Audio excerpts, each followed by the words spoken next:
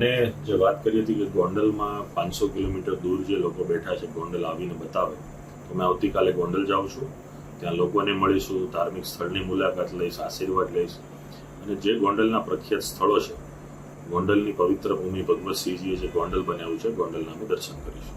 એમણે જે જ્યાં સુલતાનપુરમાં એના 200-500 માણસો ભેગા કરી અને જે સભા કરી હતી એમાં એ બોલ્યા હતા કે ભાઈ કોઈએ માયાનું દૂધ પીધું હોય તો અહીંયા આવીને બતાવે.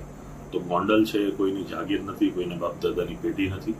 ગોંડલ છે ગુજરાતનો જ ભાગ છે અને કોઈ અલગ રાજ્યનો દરજ્જો નથી મળેલો, એટલે અમે ગોંડલ જઈએ છીએ. હાલ કોઈ ચૂંટણી નથી, કોઈ પાર્ટીનો વિષય નથી, ભારતીય જનતા પાર્ટીનું કંઈક નથી. આ જે વાત છે એ એમણે જે સ્વર્ગસ્થ વિનુભાઈ સિંગાળાની પ્રતિમા સ્થાપન કરવાની મિટિંગ હતી એ પછી એણે જે મિટિંગ બોલાવી અને મિટિંગમાં જે આવી બધી વાતો કરી હતી એનાથી આ પ્રશ્ન ઊભો થયો છે. અને ગોંડલમાં છેલ્લા 4 થી 6 મહિનામાં દરેક મીડિયાને લોકોને ખબર છે કે ત્યાં શું પ્રશ્ન બની રહ્યા છે, એટલે લોકોમાં ભયનો માહોલ દૂર થાય માટે અમે ગોંડલમાં જશું. આવતીકાલે હું છું, મારી સાથે અહીંથી ધાર્મિકભાઈ માલવિયા છે, અમદાવાદથી ચિકિત્સાબેન છે, અમે જવાના છીએ. પછી લોકો પોતાની રીતે આવે નહીં આવે લોકો ઉપર નક્કી છે.